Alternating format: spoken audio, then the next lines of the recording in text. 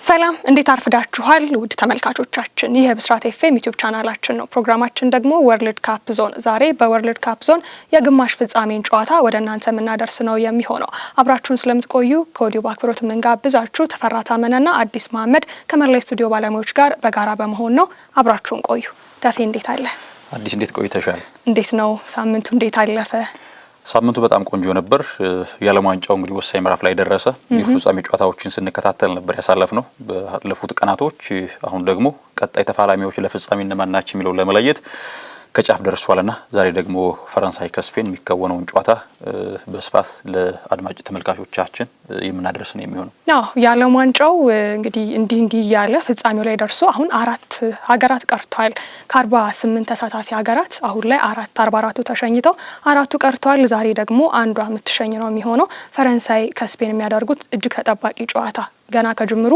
ብዙ ሲባል ነበረ ምናልባት ይሄ ጨዋታ ከሌሎች ጨዋታ በተለየ እጅግ አጓጊ ነው የሚሆነው የተገናኙበትም ወቅትና የእርስ በርስ ፉክክራቸውንም ማንሳት እንችላለን ከጅምሩ ፈረንሳይ ኖርዌይን ኢራቅን እንዲሁ ሴኔጋልን አሸንፋ ወደ ጥሎ ማለፉ እንዲሁም ደግሞ ወደ 32 ዙር ተቀላቅላ ነበር እዚያም ስዊድንን አሸንፋለች ከዚያ ደግሞ ሞሮኮን አሸንፋ ለዚህ ደረጃ በቅታለች በአንጻሩ ስፔን ደግሞ በምድብ ጨዋታ ሳውዲ አረቢያን ኡራጋይን ማሸነፍ ቻለች ነገር ግን ከኬፕ ቨርዴ ጋር አቻ ውጤት አጠናቃ 32ቱን ተቀላቀለች ከዚያም ኦስትሪያን 3-0 አሸነፈች በ16ቱ ደግሞ ፖርቹጋልን 1-0 በማሸነፍ አሁን ለፍጻሜው ስትደርስ ቤልጅየምን 2-1 በሆነ ውጤት አሸንፋ እዚህ ደርሳለች ሁለቱ ቡድኖች እጅግ አጓጊ የሚያደርጋቸው አንዷ የዩሮ አሸናፊ የአውሮፓ ሻምፒዮን ናት አንዷ ደግሞ የቅርብ ጊዜ ተፋላሚውም ደግሞ የፍጻሜ ጨዋታ 2022 ኳታር ዓለም ዋንጫ ላይ በፍጻሜው 2018 ደግሞ ሻምፒዮና ናት አሁን ሶስተኛዋ የፍጻሜ ወይም የግማሽ ፍጻሜ ጨዋታ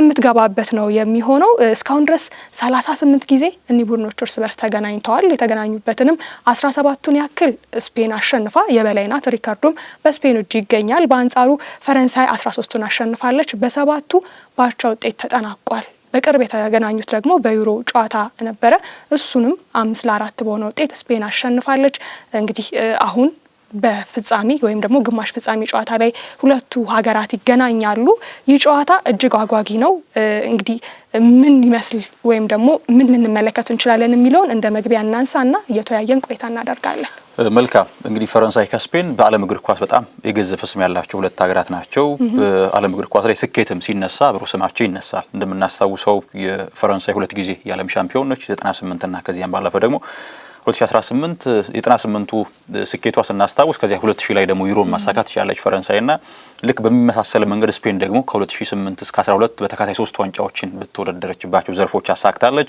ሁለት ጊዜ የአውሮፓ ዋንጫ 2010 የደቡብ አፍሪካውን የዓለም ዋንጫ አሳክታለችና በታሪክ በስኬት ከሚቀመጡ ሀገራት መካከል የሚነሱ ናቸው ልክ እንደ ጀርመን የምዕራብ ጀርመን ስኬት ስናነሳ የብራዚል 1950ዎቹ መጨረሻና 60ዎቹ መጀመሪያ የነበረውን ጥራት ስናነሳ ልክ እንደዚያ ሁሉ ፈረንሳይና ስፔንም የገዘፈ ስም ያላቸው ናቸው ከዚያ ማለፍ ሲል ደግሞ ከሀገራቸው ደግሞ በሊግ ደረጃ ራሱ እንግዲህ የሚነሳ ስም ነው አይደለ የስፔንና የፍራንስ ሊግ በአውሮፓ ከምርጥ 5 ሊጎች መካከል አንደኛው ነውና በብዙ መልኩ ጨዋታው በእጅጉን ይጠበቃል ፈረንሳይ ከስፔን የሚያካሙት የጨዋታ መርሃ ግብር ይበልጥ ደግሞ የስፔን ትውልድ ከ2012 በኋላ ፌዛውት እያደረገ መጣና ዳግም ነው በዲላ ፉዌንቴ በጣም ደግሞ እንደ አዲስ ጠንካራ ቡድን መስሎ የቀረበው ባለፉት ውድድሮች ላይ በጣም ስኬታማ ቡድን ነበረ የኔሽንስ ሊግ የፍጻሜ ተፋላሚ ነበረ ከዚያም ባለፈ ደግሞ የአውሮፓ ዋንጫንም ከ2 ዓመት በፊት ማሳካት ችሏል ነኝ ስንመለከት ስፔን በደንብ ለስፔን የቀረበ ጥራት እንዳላት በትልቁ ማሳያ ነው ባለፉት ጨዋታዎችም ስንመለከት ሁለቱንም ጨዋታ ያሸነፈችው ስፔን ነች አይደለ በኔሽንስ ሊግ 5-4 አሸነፈች ያማርኮስ ጎሎችን ያስቆጠረበት ጨዋታ ከዚያም ባለፈ ደግሞ በግማሽ ፍጻሜ ደግሞ እንደዚህ 2-1 በሆነ ውጤት ያሸነፉበት ጨዋታ ደግሞ ይጠቀሳል የአንድ ጎል ልዩነት ነበር በሁለቱም ጨዋታ ላሚን ያማል በጣም አስደናቂ ቤንድ ጎል አስቆጥሮና አስታውሷልና ይሄ ቅርብ ጊዜ ደግሞ ግንኙነት መኖራቸው የበለጠ ለፈረንሳይ አሁን ጉዞዎች ቅድመ ግምት የሰጧት ሀገር ነች በዚህ ዓለም ዋንጫ ላይና ስፔን የተሻለ ተፎካካሪ ልትሆን እንደምትችል ማሳያ ነው እኔም ማስበው እንደዛ ነው ምናልባት በዚህ ውድድር ላይ የፈረንሳይ ለማሸነፍ አቅም ካላቸው ቡድኖች መካከል ቀዳሚው ናት ብዬ የማስበው ስፔን ነች እንደ ፌቨራይት የምትቀመጠው ባላት ጥራት ምክንያት ፈረንሳይ ነች ነገር ግን ፈረንሳይ ለመገዳደር አቅም ካላቸው ቡድኖች መካከል ቀዳሚዋ ስፔን ናት ብዬ አምናለሁኝ እና ፈረንሳይ ከስፔን በጣም ተጠባቂ ጨዋታ ይሆናል በብዙ መልኩ እንዲያው ለማንሳት ያክል እንግዲህ ሁለቱ ቡድኖች ለየቅል የሆነ ጨዋታ መንገድ የሚከተሉ ቡድኖች ናቸው አይደለ? የፈረንሳይ በየአመቱ ራሱን እያጎለበት የሚመጣ ቡድን ነው። ከ2018 ጀምሮ ቡድኑ በጥራት ደረጃ ምንም ሊዋዥቅ አልቻለም። ምናልባት በውጤትም ከመዘን ነው የኳታሩ ዓለም ዋንጫ ለማሳካቱ ነው እንጂ በጣም ስኬታማ የሚባል ቡድን ነው ያሳለፈ የሚገኘው ዲዲዬ ዴሾ። ቡድኑ ፈረንሳይን ስናስብ የበለጠ አምሯችን ላይ የሚመጣው የተናጠል ጥራታቸው ነው። እርግጥ ነው የራሱ የዲዲዬ ዴሾ አጫዋት መንገድ አለ። የበለጠ ለመከላከል ዲፌንሲቭ ኳሊቲን ጠጣር ቡድን መገንባት የሚወዱ ሰው ነው ዴሾ። እንዲያውም የተጫዋቾቹ ጥራት እየገፋ ወደ ማጥቃት ይመራዋል እንጂ እሱ ይበልጥ ዲሲፕሊን በሆነ መከላከል የሚታወቅ ሰው ነው ዴሾ። ነገር ግን በብዙ መንገድ ጨዋታ መቀየር የሚችሉ ተጫዋቾች በስብስቡ አሉ። በተለይ ፊት መስመር ላይ የሚገኙ ተጫዋቾች ለነገሩ ከግብ ጠባቂ ጀምሮ እስከ አጥቂ ድረስ የተሟላ ቡድን ነው። እንግዲህ ሚኜ ሚላን እንደ ቡድን ስኬታማ ባይሆንም ማይክ ሚኜ በጣም ጥራት ያለው ግብ ጠባቂ ነው። ፉልባኮቹን ስንመለከት ከኮንዴ ጀምሮ የነ ኡፓሜካኖ፣ ሳሊባ ከዚያ ደግሞ ቲዮ ሄርናንዴዝን የመሰለ ፉልባክ ሁሉ እስከ ማስቀመጥ ደርሷል ዴሾ። ሉካስ ዲኝን ግራ ፉልባክ ላይ ቋሚ እያደረገው ነው የሚገኘው። የአማካይ ክፍላቸው ጥራት በጣም እንዲያውም አንዳንዶች እንደ ጥራት እንደ ውድድ ክላስ ጥራትነት አማካይ ክፍል ነው ትንሽ ጥያቄ የሚያነሱት አይደለ? ተከላካዮቹ በጣም ክላስ አላቸው። ነገር ግን አማካይ ክፍል ላይ አቬሬጅ የሚባሉ ተጫዋቾች ስለመኖራቸው ይናገራሉ። አድሪያን ራቢዮ የዴሾ ዋነኛ የቀመር መሳሪያ ነው። እሱን ይጠቀማል። ከዚያም ባለፈ ቹዋሜኒ በተወሰነም የፊትነስ ጉዳይ ሲሰለፍ አልነበረም ባለፉት ጨዋታዎች። ነገር ግን እሱን ተክቶ የሚሰለፈው ማኑ ኮኔ እንዴት አይነት ጥራት ያለው ተጫዋች እንደሆነ ተመልክተናል። ባለፈው በነበሩት ጨዋታዎች ላይ ፊት መስመሩ የአደባባይ ሚስጥር ነው። አይነት ተጫዋች እንደሆኑ ምንም የኢንዲቪጁዋል ጥራታቸው በጣም ይደንቃል። የትኛውም ተጫዋች በምን ሰዓት ምን ማድረግ እንደሚችል ጠንቅቆ የሚረዳ ነው። አንድ ኢንዲቪጁዋል ብሪሊያንስ ጨዋታን ውጤት ቀይሮ የሚወጣ ተጫዋች ነው ያላቸው በስብስባቸው። ኪሊያን ምባፔ ምናልባት በጨዋታ ከደበዘዘ መልሶ የሚደምቅ ተጫዋች ደግሞ በስብስባቸው አላቸው። እንደነ ኦሊሴ፣ የነ ዴምቤሌ፣ ዴዝሪ ዱዌ፣ የነ ብራዲ ባርኮላ ጥራት ለቡድኑ ስኬት ሁነኛ መሳሪያ እንደሆነ አምናለሁኝ።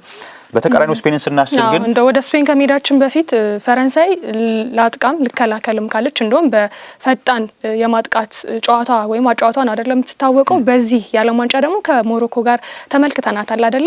ለመከላከልም ምን ያህል ደፋርና ኃይለኛ ቡድን እንደሆነች አስመልክታለች። ስለዚህ ምናልባት ይህን ጨዋታ አጓጊ ከሚያደርገው ነገር አንዱ የሆነ ቡድን የሆነን ጥራቱ ልታነሳ ትችላለህ፣ የማል ክፍሉን በመከላከል እንዲሁም ደግሞ በማጥቃት ልትል ትችላለህ። በሞሮኮ ጨዋታ ግን ፈረንሳይ ያስመለከተችን ሁለቱንም ነውና ምናልባት ከበድ ሊያደርገውም ግምት ራሱ ለመስጠት አስቸጋሪ ሊያደርገው የሚችለውም እንዲህ አይነት ያጫወት ዘይቤ ይመስለኛል። ልክ ነው። እንግዲህ ፈረንሳይ እንዳነሳሽ ብዙ ጊዜ ማጥቃትን አስቦ የሚገባ ቡድን ስለሆነ ከፍ ያለ ግምት የሚሰጠው ቡድን ስለሆነ ምንጊዜም እያጠቃ ነው ሜዳ ውስጥ የሚገባው። ምክንያቱም አንድ ቡድን የተሻለ ጥራት ካለው መከላከልን አይመርጥም። ምክንያቱም ጎሎችን አስቆጥሮ ጨዋታን ማሸነፍ ስለሚፈልግ ማለት ነው። ነገር ግን ምናልባት ጎሎቹን ቀድሞ አስቆጥሮ መከላከል እንኳን ቢፈልጉ ለመከላከል ጥራት ያላቸው አማካኞች ከዚያም ባለፈ ተከላካዮች አላቸው። እንግዲህ ኡፓሜካኖና ሳሊባ ባለፈው የውድድር ዓመት በአውሮፓ ከምርጥ ተከላካዮች መካከል የሚጠቀሱ ናቸው። ኡፓሜካኖ በሙኒክ በሳሊባ ደግሞ በአርሰናል ባለፉት 2 እና 3 ዓመታት በጣም ሃይ ክላስ ያላቸው ተከላካዮች ናቸው። ኩንዴ በጣም ጥብቅ የሚባል የመከላከል ጥራት ያለው ተጫዋች ነው እና እንዳነሳ ነው እንዲያውም ብዙ ጊዜ የፈረንሳይ መከላከል ያልተመለከት ነው ቡድኑ ስለሚያጠቃ ነው። ቡድኑ በባህሪው የተሻለ ጥራት ስላለው ሜዳ ላይ ሲገባ ማጥቃትን መሰረት አድርጎ ስለሚጫወት ብዙ ጊዜ ሲከላከል አንመለከትም። የተቆጠረበት ጎል ደግሞ ተፌ ለዚህ ማሳያው ነው። 2 ግቦች ብቻ ነው እስካሁን በውድድሩ የተቆጠረባቸው።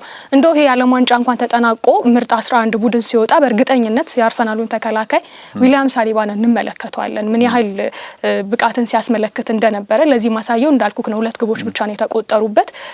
በበርካታ ግቦችም እያሸነፈ እዚህ መድረክ ላይ ደርሷልና ምናልባት የመከላከሉን ጉዳይ ከተነሳ ፈረንሳይ የምታበረክተው አስተዋጽኦ ከፍተኛ ነው ብዬ ነው የማስበው። በውድድሩ መጨረሻ የበለጠ እንግዲህ ውድድሩ እየቀረበ ሲመጣ ለፍጻሜ ጥራት ያላቸው ምሮች የመግጠም እድል ሰፊ ነው። ስለዚህ የዛኔ በወጥነት ምክንያቱም እግር ኳስ ማጥቃት ብቻ አይደለም። እግር ኳስ ጎል ለማስቆጠር ማጥቃት ከዚያ ደግሞ ውጤት ለማስጠበቅ መከላከል ያስፈልጋል።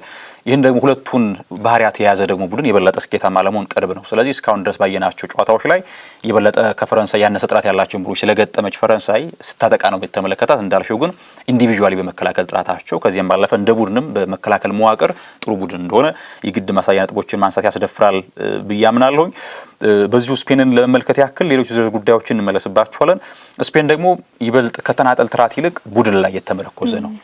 የቡድኑ አእምሮ እንደ ቡድን የሚያስብ ነው። ምክንያቱም እንደነሳው ዴላ ፉዌንቴ ከዚህ ቀደም በተለያዩ እርከኖች ስፔን እያሰለጠኑ የመጡ ሰው ናቸው። እንዲያውም ዋንጫ ማሳክቷል። በታችኛው እርከን በስፔን ናሽናል ቲም እንደነ ሚኬል ኦያርዛባል፣ እንደነ ሚኬል ሜሪኖ፣ እንደነ ዳኒ ኦልሞ፣ እንደነ ኡናይ ሲሞን የመሳሰሉ ልጆችን ያሳደጓቸው እርሳቸው ናቸውና በደንብ የተኛው ተጫዋች ምን ጥራት አለ የሚለውን ጠንቅቀው የተረዱ ሰው ናቸው። የበለጠ እንግዲህ ፖሴሽን ቤዝድ እግር ኳስን ይከተላሉ። የቶታል ፉትቦልና ጨዋታ መንገድ የሚከተሉ ሰው ናቸው። ሲያጠቁም እንደ ቡድን ሲከላከሉም እንደ ቡድን ነው። ካስተዋልሽ የቦል ሪከቨር ለማድረግ ስፔን በቶሎ ነው ቦል ሪከቨር ማድረግ የሚችሉት። ይሄ እንዴት ነው ስንል በተናጠል ሂደው ኳስ ነጥቀው ታግለው አይደለም። ነገር ግን ምናልባት አንድ ተጫዋች ድሪብል አድርጎ ሊያልፋቸው ሲሞክር ሁለትና ሶስት ተጫዋቾች ሆነው ያንን ፕረስ በማድረግ እድሎችን እንዳይፈጥር ያደርጋሉ። ከዚያም ባለፈ ከተመለከትን ቡድኑ ኳስ ሲይዝ በጣም በኃይል ነው የሚያጠቃው። እንዲያውም ወደ ቀኝ ያደላ የማጥቃት ባህሪ ካላቸው ቀይ ፉልባካቸው ፔድሮ ፖሮ ነው ወደፊት በጥልቀት ተስቦ የሚጫወተው። ወደ ግራ ያደላ ማጥቃት ካላቸው ደግሞ ኩኩሪያ ነው በጥልቀት ኦቨርላፕ አድርጎ የሚያጠቃውና ቡድኑ ምንድነው አሁን ላይ ትልቁ ስጋት ለካውንተር ፕረስ የተጋለጠ ቡድን ሊሆን ይችላል። ምክንያቱም እንደ ቡድን ነው የሚያጠቃው። ይሄ በሊንክ አፕ ነው እንጂ አንድ ተጫዋች በግሉ ምናልባት ላሚን ያማል ነው በተጫዋቹ ጥራት በድሪብሉ ጎል ለማስቆጠር የሚሞክረው እንጂ ቡድኑ በመዋቅር ነው የሚጫወተው። በሲስተም ነው፣ የሲስተም ቡድን ነው ስፔን። ስለዚህ እንደ ሲስተም ደግሞ ሲጫወቱ ጎል ለማጥቃት ጎል ለማስቆጠር ሲሞክሩ ያንን የተጫዋች ቁጥር ብልጫ ምናልባት በካውንተር ፕረስ ደግሞ ትልቁ ጥያቄ በጣም ፈጣን ናቸው የፈረንሳይ ተጫዋቾችና በትራንዚሽን ድሎችን ለመፍጠር በጣም አይቸገሩም። ስለዚህ ያን መዋቅር እንዴት ያስተካክሉታል የሚለው በጣም ትልቁ ጉዳይ ይመስለኛል። ፈረንሳይ ውጤት ሲያስመዘግብ ይበልጥ ከቡድኑ መዋቅር ይልቅ የተናጠል ጥራት ዋጋ አለው። በአንጻሩ ደግሞ ስፔን ከተናጠል ጥራት ይልቅ የቡድን መዋቅር አሊያም ደግሞ ሲስተም ውጤት እያስገኛቸው ይመጣል። እኔ እስካሁን በስፔን ናሽናል ቲም ደረጃ ምርጡን ስፔን የተመለከትነው ከኦስትሪያ ጋር በነበራቸው ጨዋታ ነው። በጣም በርካታ ድሎችን ፈጥሯል። የቡድኑ ሚዛን በጣም የተዋቀረ ነበረ።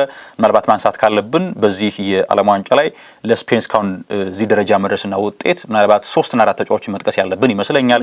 የመጀመሪያው ተጫዋች ኦያርዛባል እንዲያውም በጥሎ ማለፍ ጨዋታዎች ላይ ፖርቱጋልና አሁን ባለፈው በነበራቸው ከፖርቱጋል በኋላ በነበራቸው ጨዋታ ላይ ስፔን ከቤልጂየም ጋር በተወሰነ መንገድ የተጫዋቹ ጥራት ደብዘዝ ብሎ ተመለከት ነው እንጂ ከዚያ በፊት በነበሩ ጨዋታዎች ላይ የበለጠ ጥራቱን ስንመለከት ነበረ።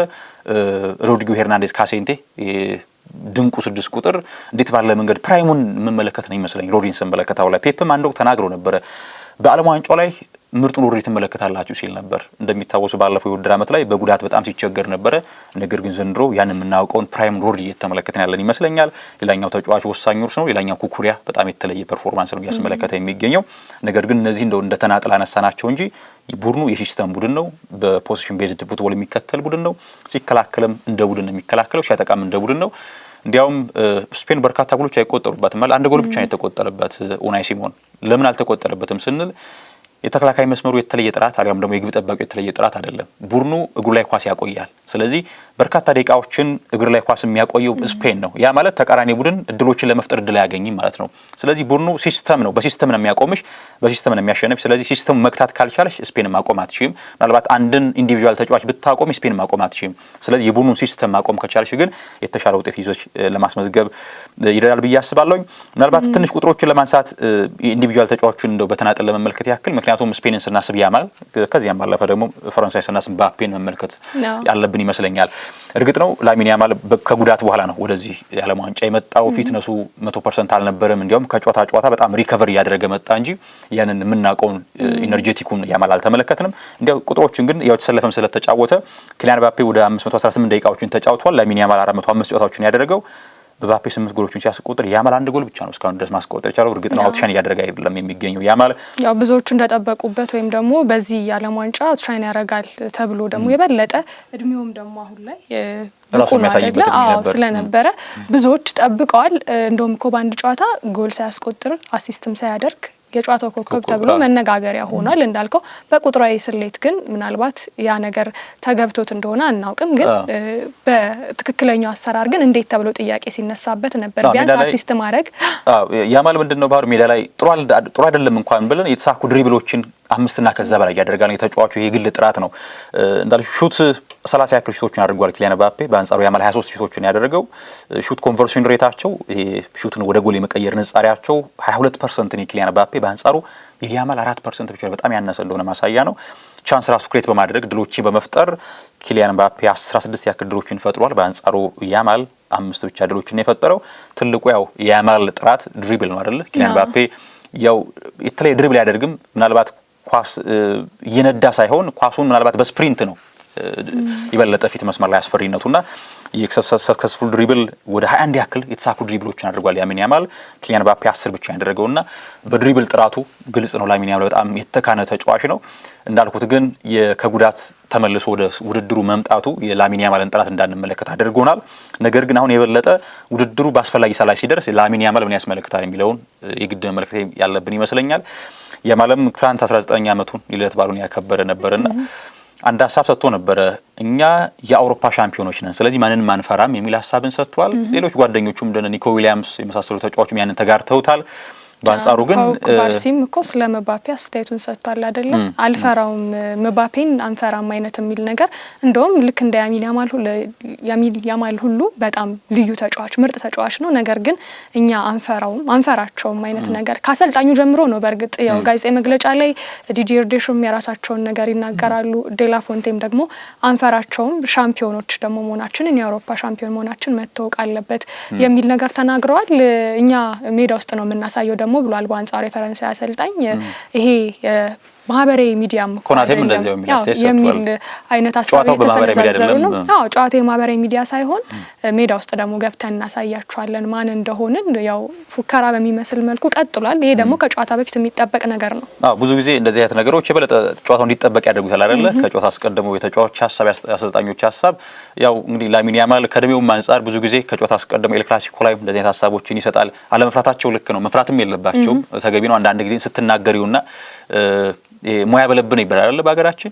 ብዙ ጊዜ አንድ ማሳካት የሚፈልገውን ነገር በልቦና ይዞ ካሳካው በኋላ መናገሩ በጎ ነው ይባላል። በእግር ኳስ ግን አንዳንድ ጊዜ ለአስተያየቶች እና ደግሞ ኮንፊደንስም ለመገንባት ይረዳል እኮ አይደለ? የቡድን አጋሮችን ለማበርታትም ይረዳል። በአንጻሩ ደግሞ ተቃራኒ ቡድን ደግሞ ሊጠነክር ታደርጊያለሽ። አምስት ተጫዋች አስተያየት አንዳንድ ጊዜ እኛ ማንንም አንፈራ የሚል ሀሳብ ሲሰጥ ተቃራኒ ቡድን እንዲጠነክር ደግሞ ታደርጊያለሽ። የማበረታቻ ቃል ይሆናል አንዳንድ ጊዜና እንደዚህ ቃላቶችን እየሰማን ነው የምንገኘው። ኩባርሲም እንደዚሁ የሰጠው ደግሞ አንድ በጎ አስተያየት አለ አይደለ? ከዚህ ብዙ ፈረንሳውያን ያው ትውልዳቸው ከፈረንሳይ ውጭ ነው በሚል ሀሳቦች ይሰጣሉ አይደለ? ከዚያ ጋር በተገናኘ እንግዲህ የኋላ ሁላችንም ሰዎች ነን የሚል ሀሳብ ሰጥቷል። ኩባርሲና ከእድሜው በላይ የበሰለ ልጅ ነውና ፓው ኩባርሲ ያን ሀሳብ ሰጥቷል። እንግዲህ ዴሾም በግልጽ ተናግሯል። በተለይ ቡድኑ የኳስ ቁጥር እንዴት ባለ መንገድ ብልጫ እንደሚወስድ የአውሮፓ ዋንጫ ሻምፒዮን ናቸው። ነገር ግን አሁን ላይ የበለጠ በጣም ጠንክሮ የመጣ ቡድን ነው ፈረንሳይ፣ በጣም ተዋህዶ የመጣ ቡድን ነው። ከዚህ ቀደም የነበረው ፈረንሳይ አይደለም የሚል ሀሳባቸውን ሰጥቷል። አሰልጣኝ ሉክ ዲላፎንቴም ስለ ላሚን ያማል በተመለከተ በጣም ካልም እንዲሆን እፈልጋለሁ። እንግዲህ ልደቱን አክብሮ 19 ዓመቱ ነው። ነገር ግን ሜዳ ላይ ነገሮችን ማድረግ የበለጠ በጎ ነው፣ ትኩረታችን ሜዳ ላይ ነው መሆን ያለበት የሚል ሀሳብ ሰጥቷል። ከወዲሁ ከሜዳ ውጭ ያሉት ሀሳቦች፣ አስተያየቶች በጣም እየጦፉ ነው የሚገኙት። እንግዲህ ሚዲያዎችን በደንብ ነገሩን እያጋጋሉት ይገኛሉ። ፈረንሳይ ከስፔን በጣም ተጠባቂው ጨዋታ ነው የሚሆነው። እንግዲህ ፈረንሳይ ባለፉት የዓለም ዋንጫዎች ላይ በጣም ስኬታማ ሀገር ነች። 2018 ሩሲያ ላይ ዋንጫውን አሳካች። ከዚያ ኳታር ላይ ደግሞ ለፍጻሜ ብቁ ሆነች። አሁን ደግሞ ድጋሜ ለፍጻሜ ለመድረስ ነው የምትፋለመው እና ፈረንሳይ ለፍጻሜ ከደረሰች ሶስተኛው ሀገር ትሆናለች በዓለም እግር ኳስ ታሪክ። ከዚህ ቀደም ጀርመንና ብራዚል ተከታታይ 3 ጊዜ ለዓለም ዋንጫ ፍጻሜ ደርሰው ነበረ። አሁን ደግሞ ይህንን ጨዋታ ካሸነፈች ፈረንሳይ ሶስተኛው ሀገር ትሆናለች ለዓለም ዋንጫ ፍጻሜ ተከታታይ 3 ጊዜያት ለፍጻሜ መድረስ የቻለች። ይህንን ካነሳን ደግሞ ሽልማቶችን ደግሞ ብናነሳ ምክንያቱም የቀሩት ጨዋታ ጥቂት ናቸው። እሁድ ዕለት የፍጻሜ ጨዋታ እንመለከታለን። እንደ ባልኦንዶር የጎልደን ቡትን ጉዳይ ማንሳት ብናነሳ መልካም ነው። ምክንያቱም የጎልደን ቡትን ካየ ደግሞ አሁን ሊዮኔል አንድሬስ ሜሲ ከኪሊያን ምባፔ ጋር ነው አይደለ? እኩል 8 ጎሎች አላቸው 5 ጨዋታ። ይሄ ደግሞ ሁለቱም የግማሽ ፍጻሜ ተፋላሚ ቡድኖች ናቸው። ስለዚህ እኩል የምጠብቀው ጉዳይ ነው። ከዛ ባሻገር በአሲስቱም ደግሞ እንዲሁ ኮከቦች ይሆናሉ ልክ እንደነ ማይክል ኦሊሴ እንዲሁም ደግሞ የኦስማን ዴምቤሌም ግብ እንዲሁም የብራድሊ ባርኮላ በየቡድናቸው የሚያስመለክቱን ወይም ደግሞ የሚያስቆጥሯቸው ግቦች አሉ። እነዚህ ሪከርዶች ወደፊት ደግሞ ሲሄዱ ለትልቅም ሽልማት እጩ የሚያደርጉ ይሆናሉ። የባሎንዶር ጉዳይ ከፈረንሳይ ተጫዋች ወይም ደግሞ ለፍጻሜው ከሚደርስ አሁን ካሉ ቡድኖች ከሚደርስ ተጫዋች የሚዘል አይመስልም። ሁኔታውን ስትመለከተው በርካቶች በእንግሊዝም ስትሄድ አለ እነ ጁድ ቤሊንግሃም እንዲሁም ደግሞ ሃሪኬንም በጣም ተጠባቂ ሚካኤል ኦሊሴም እኮ ከሙኒክ ጋር ያሳካው ስኬት አሁን ከፈረንሳይ ጋር ካሳካ ኦስማን ዴምቤሌ ድጋሚ ሊደግሞ ይችላል እየተባለ ነው የሚገኘው የምባፔ ጉዳይ። ስለዚህ አሁን ከቀሩት ቡድኖች መካከል ከነዚህ ውጪ እንደማይወጣ አንዱ አመላካች ጉዳይ ነውና ባሎንዶር ላይ ተጽዕኖ ይፈጥራል። በደንብ እንግዲህ ባሎንዶር ሲታሰብ ቅድሚያ ለግለሰብ ሽልማት ነው። ነገር ግን ግለሰብ ሲሸለም ስኬቱ ምንድነው የሚለው ደግሞ ይቃኛል አይደለ? የዓለም ዋንጫ ደግሞ ከውድድሮቹ ላይ የገዘፈው ውድድር ነው። ከዚህ ቀደም እናስታውሳለን በሊግ ደረጃ ኤርሊንግ ብራውት ሃላንድ የተሳካ ዓመት አሳልፈው ሜሲ የዓለም ዋንጫ በማሳካቱ እንደምናስታውሰው የካታር ላይ የባሎን ዶር አሸናፊ የነበረው ሊያንድሬስ ሜሲ ነበረ። እኔም የምረዳው እንደዛ ነው። በተለይ ትንሽ ጥርጣሬ በስፔን በኩል የዓለም ዋንጫን ካሳኩ ስፔናን ተጫዋች የማሳካት እድሉ ጠባብ ነው ብዬ አስባለሁ። ምክንያቱም ላሚን ያማልም ተጽዕኖ እምብዛም ነው በዚህ ዓለም ዋንጫ ላይ እንዳልኩ አሁን ቅድም ቁጥሮቹን ስንመለከት 1 ጎል ብቻ ነው ያስቆጠረው። በክለብ ደረጃም ባርሴሎና እንግዲህ የሊጋ ዋንጫን ያሳካው በቻምፒየንስ ሊግ ስኬታማ አልነበረም። እናም በዓለም ዋንጫ ያለው ተጽዕኖ በጣም የላቀ ለመሆኑ ለባሎን ዶር ተገማሽ ሊያደርገው ይችላል ላሚን ያማልን። ነገር ግን በተለይ በሁለቱ ሀገራት በእንግሊዝና በፈረንሳይ በኩል ዋንጫው ከመጣ የዓለም ዋንጫውን ካሳኩ እንግሊዛውያን ያለም ደግሞ ፈረንሳይ ተጫዋች ባሎን ዶር የማሳካት እድላቸው በጣም ሰፊ ነው። ኦልሞስት ለማሳካት በጣም ቅርብ ነው። ምክንያቱም ፈረንሳይ የምታሳካ ከሆነ ምናልባት ኪሊያን ምባፔ ሪያል ማድሪድ ስኬታማ እንኳን ባይሆን በግሉ በጣም አንጸባራቂ አመት ነው ያሳለፈው። 42 ያህል ግቦችን እኮ አስቆጥሯል በላሊጋው አይደል? ትልቅ ቁጥር ነው። የዓለም ዋንጫ ተጽዕኖ በጣም የላቀ ነውና ኪሊያን ምባፔ ለባሎን ዶር በጣም የቀረበ ፐርፎርማንስ ነው ያስመለከተው። እሱ እንኳን ምናልባት ለባሎን ዶር እርግጥ ነው ምርጫው በናሽናል ቲም አሰልጣኞች፣ አምበሎች ከዚያም ባለፈ ደግሞ በየሀገራቱ ጋዜጠኞች ምርጫ ያደርጋሉ። ነገር ግን በዚህ የቡድን አጋሮቹ ደግሞ ማይክል ኦሊሴ እና ኡስማን ዴምቤሌ በክለቦቻቸው በጣም ስኬታማ ዓመት ያሳለፉት። ዴምቤሌ ያው በስኬት እንደውም ዴምቤሌ ካለፈው ስኬቱ ዘንድሮ በግል ትንሽ ወርዷል አይደለ? ኢንዲቪጁዋል ተሰለፈባቸው ጨዋታና ያስቆጠረው ግብ ደግሞ አናሳ ነው። በጉዳትም ሲቸገር ነበር። ነገር ግን ስኬቱ በራሱ ሊጋን አሳክቷል፣ ቻምፒየንስ ሊግ አሳክቷል። ከዚያ ዓለም ዋንጫ ማሳካት ይሄ በጣም አስደናቂ ነውና ነገር ግን ኦሊሴ ሻምፒየንስ ሊግ ከግማሽ ፍጻሜ ደርሷል፣ ቡንደስሊጋን አሳክቷል። የዘንድሮው ደግሞ ፐርፎርማንሱ በጣም ድንቅ ነው። ስለዚህ ፈረንሳይ ዓለም ዋንጫን ካሳካች ፈረንሳይ ተጫዋች ባሎን ዶር እንደሚያሳካ ግልጽ ነው። ከዚያም ባለፈ በእንግሊዝም በኩል እንደዚሁ ተመሳሳይ ይመስለኛል። በተለይ ሃሪኬን ከጁዴ ሊጋን በተሻለ ለሃሪኬን ባሎን ዶር የማሳካት እድል እንዳለው አምናለሁኝ። ምክንያቱም በጎል ደረጃም በርከት ያሉ ጎሎችን ባለም ዋንጫው አስቆጥሯል። በክለብ ደረጃም ቡንደስሊጋን አሳክቷል። ሻምፒየንስ ሊግ እስከ ሰሚፋይናል ደርሷል። ጁዴ ቤሊንግሃም እንዳነሳ ነው በማድሪድ እምብዛም ሲጫወት አልነበረም ማለት የተከሻ ጉዳት ሲያስቸግረው ነበርና ዓለም ዋንጫው ላይ በጣም አውትሻን ያደረገውና ይበልጥ እንግሊዝ ዋንጫ ካሳካች ሃሪኬን ባሎን ዶር የማሳካት እድሉ በጣም የገዘፈ ነው። ምናልባት እንግዲህ ሃሪኬን እንኳን እንግዲህ ባሎን ዶር ለማሳካት እንኳን እድል ባይኖር በተወሰነ መንገድ ዴክላን ራይስ የቀረበ ይሆን ይችላል። ዴክላን ራይስ ጥርጣሬዎች ምንድናቸው? ባለም ዋንጫው ተጽዕኖ ፈጣሪነቱን ብዛም ነው። ምክንያቱም ተጫዋቹ በድካም በሚገባው የተሰለፈ አይደለም የሚገኘውና የበለጠ እንግሊዝ ዋንጫውን ካሳካች የሃሪኬን ባሎን ዶር የማሳካት እድሉ በጣም እየሰፋ ነው የሚመጣው። ይሄ ደግሞ ለእግር ኳስ ላበረከተው ነገር ሃሪኬን የሚገባውን ነገር እግር ኳስ ሰጥቷለች ብዬ አስባለሁኝና እንዳነሳሽው የዓለም ዋንጫ የሚያሳካው ቡድን ለባሎን ዶርም እንደዚሁ ተጽዕኖ ይኖራል ብዬ አስባለሁ። ምናልባት በአርጀንቲና በኩል ያው ሜሲ በክለብ ደረጃ ከአውሮፓ ውጭ ነው የሚጫወተው ኢንተር ሚያሚ። እናም በናሽናል ቲም ደረጃ ብቻ መሆኑ ስኬቱ ትንሽ ለባሎን ዶር ጥያቄ ሊፈጥር ይችላል እንጂ የሜሲም የዓለም ዋንጫ ተጽዕኖ ከሚያሚ ጋር ደግሞ ስኬታማ ዓመት እኮ አሳልፏል አይደለ? እንዳልሽው ሬር ነው በጣም ይመስለኛል። እርግጥ ነው ባለም ዋንጫው ተጽዕኖ በጣም ይላቅ ነው። ሜሲ ምናልባት ሜሲ ባይኖር እዚህም ደረጃ መድረስ አቅም አላት ብዬ አላምንም አርጀንቲና። ነገር ግን በጥቅሉ የዓለም ዋንጫ ስኬት የሚያመጣው ናሽናል ቲም በኢንዲቪጁዋልም የባሎን ዶር ስኬት ላይ የራሱ ተጽዕኖ እንዳለው ይታመናል። በዛሬው ጨዋታ ጉዳቶችን ብናነሳ መልካም ነው። በእርግጥ ስፔን ጉዳት የለባትም፣ ግን በፈረንሳይ በኩል እነ ኮኔ፣ ሹዋሚኒ የመሳሰሉ ተጫዋቾች አጠራጣሪ ናቸው እየተባለ ነው የሚገኘው። የሳሊባ ጉዳይና ኦፕሜካኖ ጉዳይ ደግሞ በልምምድ ሜዳ አለመገኘታቸው አጠራጣሪነትን ፈጥሯል። በእርግጥ አሰልጣኙ ዲዲር ዴሾ እረፍት ጊዜ እንዲሆንላቸው ለማድረግ እንደታሰበ ነው እየተነገረ የሚገኘው። ግን እነዚህ ተጫዋቾች በጉዳት በኩል በፈረንሳይ በኩል ያለው አጠራጣሪ ጉዳይ ነው። ስፔን ግን በአንጻሩ ምንም አይነት ጉዳት የለባትም። ይሄኛውም ደግሞ አንዱ የምንጠቅሰው ጉዳይ ነው። ከዛ ባሻገር በ1998ቱ የዓለም ዋንጫ በአምበልነት እየመሩ ከመጡ ወዲህ አሁን 26ኛ ጨዋታቸውን ነው የሚያደርጉት ዲዲር ዴሾም እና ይሄ የዓለም ዋንጫም ደግሞ ከፍተኛ ቁጥር በማስመዝገብ ግንባር ቀደም እንዲሆኑም አድርጓቸዋል። ይሄም ሌላኛው ደግሞ ተጠባቂ ነው። ዴሾ በጣም ስኬታማ ዓለም ዋንጫ ሲነሳ ስማቸው በከፍታ የሚነሳ ሰው ናቸው። ዴሾ እየመሩ እንግዲህ 98 ፈረንሳይ ባዘጋጀችው የዓለም ዋንጫ በፍጻሜ ብራዚልን አሸንፈው የዋንጫ ባለቤት ነበሩ። ከዚያ በኋላ ደግሞ በአሰልጣኝነት ደግሞ 2018 አሳኩ። ጥቂት ናቸው አለ የዓለም ዋንጫን በተጫዋችነትም በአሰልጣኝነት የሚያሳኩ ፍራንዝ ቤከንባወር፣ ማሪዮ ዛጋሎ ከዚያ ደግሞ ዴሾ ናቸውና በጣም ስኬታማ ሰው ናቸው። በፈረንሳይ ታሪክም ስማቸው በገዘፈ ስም የሚነሳ ነው። ምናልባት ድሪም ቲም እስኪናውጥ አዲስ የፈረንሳይ ከስፔን ዛሬ የግማሽ ፍጻሜ ተፋላሚ ናቸው። ከግብ ጠባቂ እስከ አጥቂ ድረስ ምርጥ 11 እንደው እነማን ይሆኑ? ወርልድ ካፕ ዞን ፕሮግራም ኡናይ ሲሞን ወይስ ማይክ ሚኜን? ሲሞን ኡናይ ሲሞን። እኔ ማይክ ሚኜን መርጫለሁ። ወደ ቀይ ፉልባክ እናምራና ጁል ኩንዴ ወይስ ደግሞ ፔድሮ ፖሮ? ፔድሮ ፖሮ። እኔ ደግሞ ወደ ኩንዴ አድልቻለሁ። ሁለት የተለያየ ምርጫ። ሴንተር ባክ ላይ ኩባርሲ ወይስ ኦፓሜካኖ? ኩባርሲ እኔም ኩባርሲ በዚህ ተመሳስለናል። ሳሊባ ወይስ ደግሞ አይሜሪክ ላፖርት? ሳሊባ የኔ ምርጫ። ግራ ፉልባክ ላይ አሁን ያው ቋሚ ተጫዋች ስለሆነ ሉካስ ዲኜ እናነጻጽረው። ሉካስ ዲኜ አሊያስ ደግሞ ኩኩሪያ? ይሄ በጣም አወዛጋቢ ነው ለኔ። የሁለቱም ፐርፎርማንስ በጣም ድንቅ ነበረ። ዲኜ እኔ ወደ ኩኩሪያ አድልቻለሁኝ። አማካይ ክፍል ላይ ሮድሪ ወይስ ደግሞ አድሪያን ራቢዮ? እኔ ደግሞ ወደ ሮድሪ አድልቻለሁኝ። ሌላው ደግሞ ፔድሪ ያው ባለፈው ነው ተጠባባቂው ላይ ተቀመጠው። ፔድሪ አሊያስ ደግሞ ቹዋሜኒም ማኑ ኮኔም ያው የተጫወቱባቸው ደቂቃዎች ተመጣጣኝ ናቸው። ፔድሪ ማኑ ኮኔ ቹዋሜኒ አሊያስ ደግሞ ፔድሪ ፋቢያን ሩይዝም ማድረግ እንችላለን። እንደ ስምንት ቁጥር ፔድሪ እኔም ፔድሪን መርጫለሁኝ። ፊት መስመር ላይ ዴምቤሌ ወይስ ላሚን ያማል? ዴምቤሌ ግልጽ ነው። ያው በዚህ ቶርናመንት ላይ ነው ምርጫችን። ጄኔራሊ በስካሁን ባላቸው የ2-3 አመት ፐርፎርማንስ ሳይሆን ዘንድሮ አሁን በዓለም ዋንጫ ያሳዩን ነው። እኔም ዴምቤሌ ነው ምርጫዬ። 10 ቁጥር ላይ ዳኒ ኦልሞ ወይስ ደግሞ ማይክል ኦሊሴ? እኔም ትንሽ ይቸግራሉ አይደለ በግላቸው ባሳዩት፣ ነገር ግን የማይክል ኦሊሴ ምንም ጥያቄ ነው። እኔም ኦሊሴ ነው ምርጫዬ። የግራ መስመር ተጫዋች አሌክስ ባይና ወይስ ደግሞ ባርኮላና ዴዝሪ ዱዌ ተፈራረቁ ነበር ሲጫወቱ። ዴዝሪ ዱዌ በጣም እኔ ወጣት በጣም ደግሞ ድንቅ እንቅስቃሴን ካሳዩኝ በዚህ ዓለም ዋንጫ ወጣት ተጫዋቾች መካከል ዱዌ አንዱ ነው ለኔ ኮከብ ነው።